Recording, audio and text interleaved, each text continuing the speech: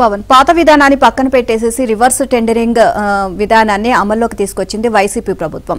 And అంతేకాకుండా అంటే కేవలము తమకు కావాల్సిన వాళ్ళకి కాంట్రాక్ట్ ఇవ్వడం కోసం అలాగే కమిషన్లో రాబట్టుకోవడం కోసమే రివర్స్ టెండరింగ్ తీసుకొచ్చారు అని చెప్పేసి తీవ్ర ఆరోపణలు అయితే ఉన్నాయి. దీనికి సంబంధించి అప్పట్లో టీడీపీ కూడా దీని రివర్స్ టెండరింగ్ విధానాన్ని వ్యతిరేకించింది. మరి ఇప్పుడు టీడీపీ అంటే ప్రభుత్వం అమల్లోకి వచ్చింది, ఇప్పుడు ప్రభుత్వం మారింది, కొత్త ప్రభుత్వం వచ్చింది, అయినా సరే ఈ రివర్స్ టెండరింగ్ విధానం అనేది అమలు అవుతూనే ఉంది. దీంతో కాంట్రాక్టర్లు అసహనం వ్యక్తం చేస్తున్నారు. కొత్త విధానాన్ని తీసేసి పాత విధానమే అమల్లోకి తీసుకురావాలి అని చెప్పేసి వారు డిమాండ్ చేయడం కూడా జరుగుతోంది. నిజమే, ఖచ్చితంగా ఈ విధానానికి సంబంధించి కూడా సమీక్ష చేయాలి. అంటే ప్రభుత్వం ఇతరత్ర కార్యకలాపాలు కావచ్చు, రాష్ట్రంలో జరిగిన అప్పులు కావచ్చు, లేదంటే ఏదైతే కుంభకోణాలు ఇవన్నీ ఏవైతే ఉన్నాయో అవకతవకలు ఇవన్నీ కూడా బయట పెట్టే ప్రయత్నం చేస్తూ ఉంది. కానీ ఇంకా ఇటువైపు ఇంకా దృష్టి సారించలేదు. ఏదైతే ఉందో ఈ రివర్స్ టెండరింగ్ దీనిపైన కూడా దృష్టి సారించాలి, ఇక్కడ కూడా ఇంకా అదే విధానం కొనసాగుతోంది అంటూ కూడా ప్రభుత్వం దృష్టికి తీసుకొచ్చే ప్రయత్నం చాలా మంది కాంట్రాక్టర్లు చేస్తున్న పరిస్థితి చూడాలి. మరి రివర్స్ టెండరింగ్ అప్పటికే పనులు చేస్తున్న కాంట్రాక్టర్లను మార్చి అస్మదీయులకు పనులు అప్పగించి కొత్తగా కమిషన్లు దండుకునేందుకు గత ప్రభుత్వం సరికొత్తగా తెచ్చిన విధానం ఇది. ఇందులో రింగ్ లీడర్లే చక్రం తిప్పారు. ఈ విధానాన్ని అప్పట్లో టీడీపీ తీవ్రంగా వ్యతిరేకించింది. ఇప్పుడు ప్రభుత్వం మారింది, అయినప్పటికీ రివర్స్ టెండరింగ్ పద్ధతే కొనసాగుతోంది. దీనిపై కాంట్రాక్టర్లు ఆందోళన చెందుతున్నారు.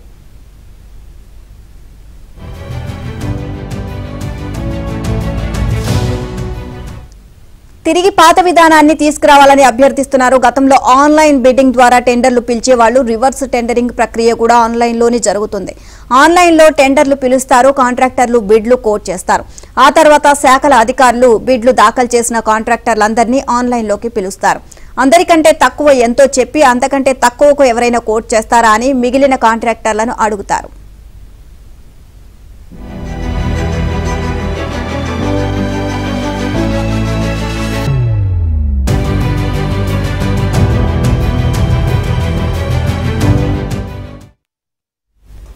ఎవరైనా అందుకు ముందుకొస్తే వారికి టెండర్ కట్టబెడతారు. పైకి ఇదంతా పగడబందీగా జరుగుతున్నట్లు కనిపిస్తోంది. కానీ కాంట్రాక్టర్లు అందరూ ముందే రింగ్ అవుతారు.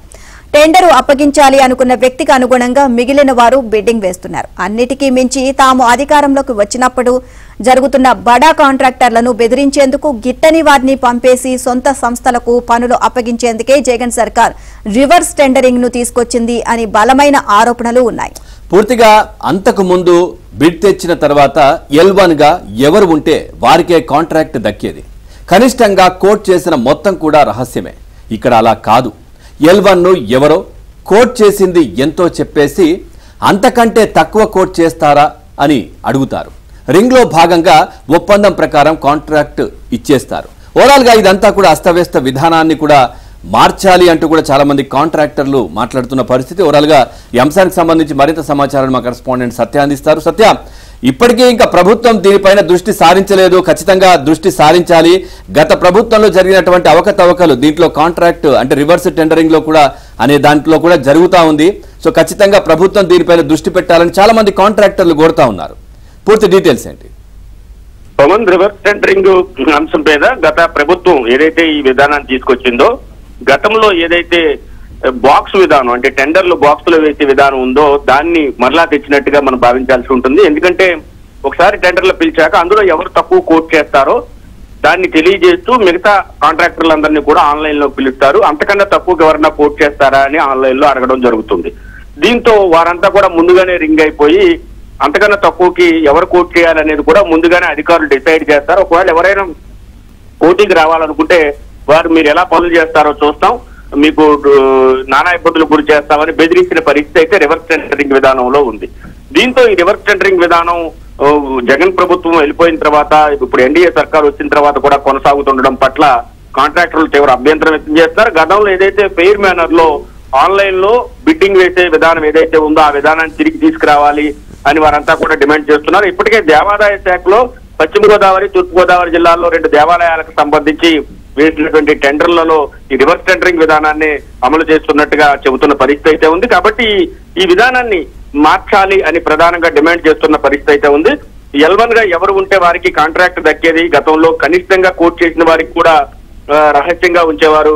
ఇప్పుడైతే ఈ రివర్స్ టెండరింగ్ వచ్చిన తర్వాత కోట్ చేసింది ఎంతో చెప్పేసి అంతకంటే తక్కువ కోట్ చేస్తారని అడగడంతో అప్పటికే కాంట్రాక్టర్లు రింగ్ అయిపోయి బిడ్లు దాఖలు చేసే పరిస్థితి ఉంది. కాబట్టి ఎవరికి తాము టెండర్ ఇవ్వాలి, టైలర్ మేడ్ టెండర్లు అంటారు వీటినే, పరోక్షంగా తాము ఎవరికైతే టెండర్ ఇవ్వాలనుకుంటున్నారో దాన్ని ముందుగానే ఆ రూల్స్ కు నిబంధనలతో ఫిట్ అయ్యే వాళ్ళనే మళ్ళీ రివర్స్ టెండర్లలో పిలిచి వారితో మాట్లాడతారు. ఒకవేళ పోటీకి వస్తే వారు మీకు వర్తించదు, ఈ రూల్లో మీరు ఫిట్ కారని చెప్పి వారిని తప్పించే ప్రయత్నం అయితే జరిగేది.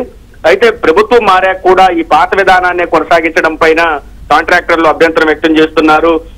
ఎవరైతే బిడ్ వదులుకుంటారో వారికి గిఫ్ట్ లిస్టు తమకే బిడ్ దక్కేలాగా ప్రయత్నం అయితే జరుగుతోంది. కాబట్టి పాత పద్ధతిని తిరిగి తీసుకురావాలి, తీసుకొస్తే కనుక అందరికీ సమన్యాయం జరుగుతుంది అని వారంతా కూడా డిమాండ్ చేస్తారు. మరి ప్రభుత్వం, చంద్రబాబు నేతృత్వంలోని ఎన్డీఏ ప్రభుత్వం ఏం చేస్తుందో చూడాల్సి ఉంది. Thank you Satya, thanks for the updates.